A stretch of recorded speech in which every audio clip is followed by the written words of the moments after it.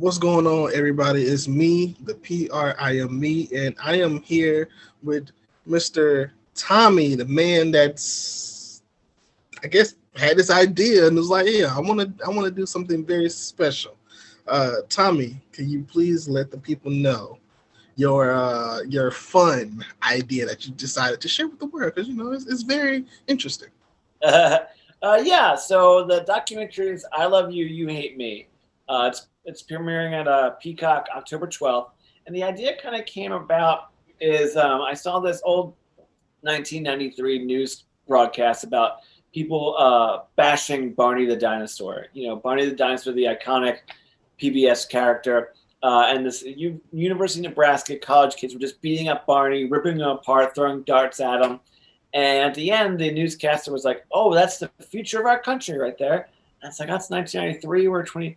This is we're living in that future now. Like, what if we could tell a story about like where hate comes from, like love and hate, but told through the story of Barney the dinosaur. So that was where the idea came from. It wasn't like let's make a documentary about Barney. It was like let's talk about love and hate and through this iconic character. Uh, at least for me, early days of YouTube, Barney was getting a lot of hate for no reason.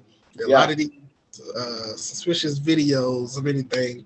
How do you use that, if you even use that, even YouTube part? Because that was weirdly enough a big part for me because I love Barney growing up, and then seeing all this YouTube stuff. I know what was real, what was not. This was early days of YouTube, so Sure. I didn't. Well, it even goes like earlier than that, right? Like Barney was on. It started as something that was like a kid's tape in 1988, and then it went on PBS in 1992. So you're dealing with like really early internet. Like I'm talking like way before like AOL. It was just like sort of Usenet. It was a lot. The internet was just really for like college kids or like libraries. It wasn't anything that like it was not on your phone. There wasn't like a common computer in your house. So when the first time the word jihad was ever used, it was online. It was the Jihad Destroy Barney website. So it's really interesting to sort of see like this thing, the internet, and how it's supposed to be there to connect us all, but we all collectively connect over something we hate, like Barney the dinosaur. Which happens a lot more often than Yeah, not. yeah. Barney was definitely one originator in that sort of way. Now I personally always make fun because I always call this burnt Barney, even though I don't mean actual Barney, but the Barney that was before the show where he started. When he was a little darker purple than the Oh bright yeah, yeah, purple that we know. yeah. What are your memories of Barney? Just for you to even do this talk, what are your memories of it?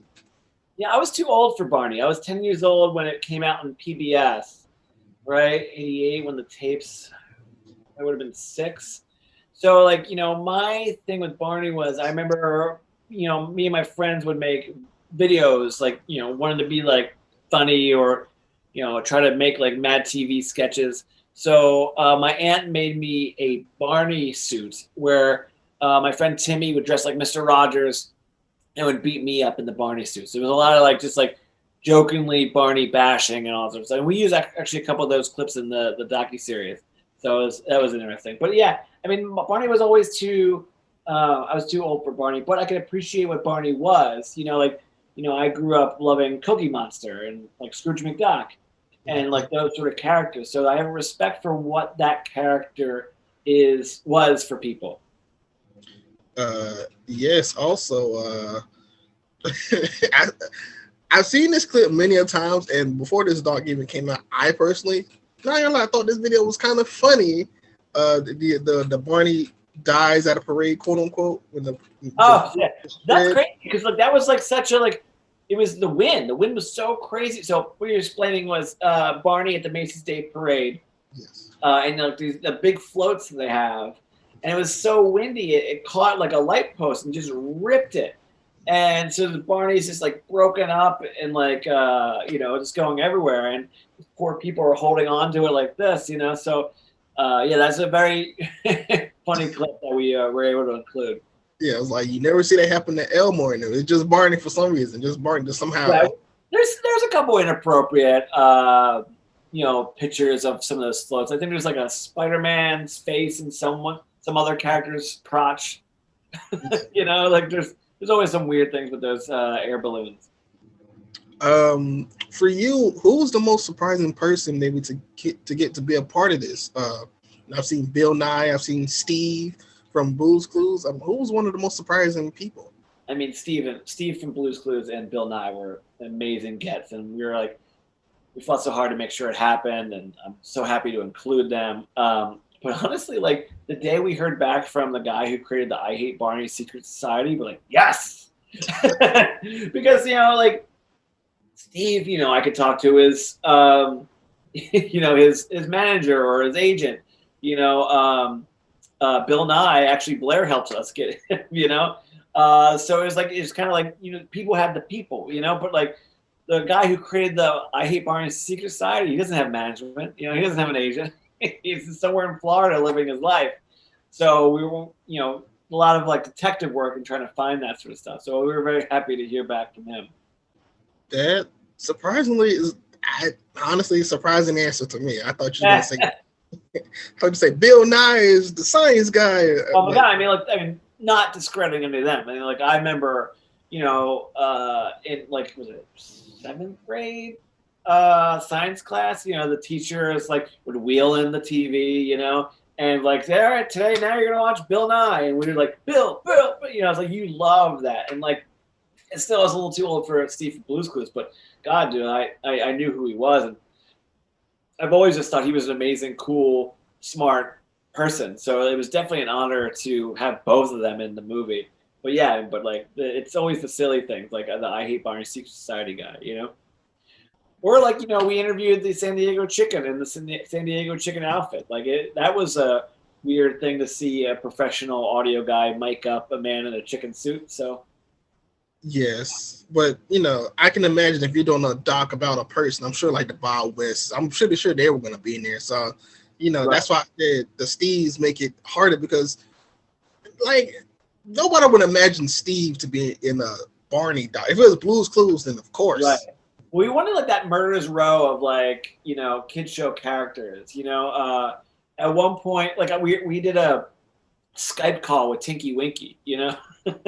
From Teletubbies, and we were gonna interview him and all this stuff, and it was gonna work out, but he was just he's in Europe, it just didn't work out, and I'm not sure how young you are, but like if you know who Stick Stigley is, we Stick Stigley, of course, we interviewed Stick Stigley, but as a stick, so like I'm talking like the stick we interviewed, and he's in that voice talking about like, well, where do you think hate comes from?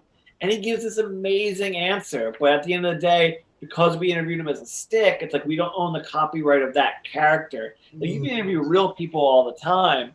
Well, we interviewed a character, so that was a little, I guess, going too far. But, oh my God, talking to Stick Stigley, and I didn't even know who Stick Stigley was.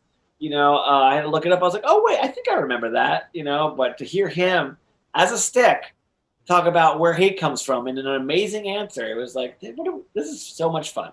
Well, look, I'm going to say it was nice talking to you. Do you have any ads or anything? Question mark there? You seem like you're like, it was nice?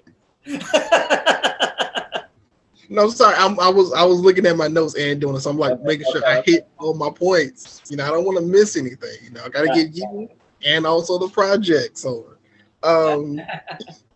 do you have any tell people where to find you at so that they can find you and your beautiful VHS back wall? Yeah, man, I love my collection here. There's even more on this side. So doublewindsorfilms.com is our website, but it's really just like a holding ground. Like my name's Tommy Avallone, Avallone, and then number 3 at Instagram and Twitter and all that sort of jazz. I have a blue check. Yes, that is very important. Yes, very important.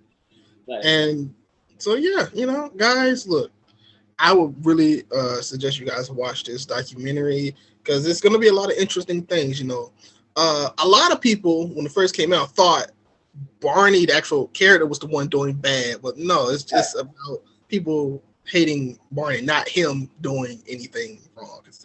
Yeah, I mean, people say it's the dark side of Barney, but it's really the dark side of us in society. Barney didn't do anything wrong. All the comments first was like, "Oh no, don't ruin my childhood. Don't tell me Barney was doing something." Like, no, calm down, people. Now, my favorite thing to do is I'll get on those comments and be like, "I think you're fine. Your child's fine." You're good. You're good. Well, look, I'm gonna keep it short and sweet because Tommy, this man is busy. This man on the move. This man has stuff to do. So I'm gonna say from Tommy and from me, prime time is all the time, and we are out.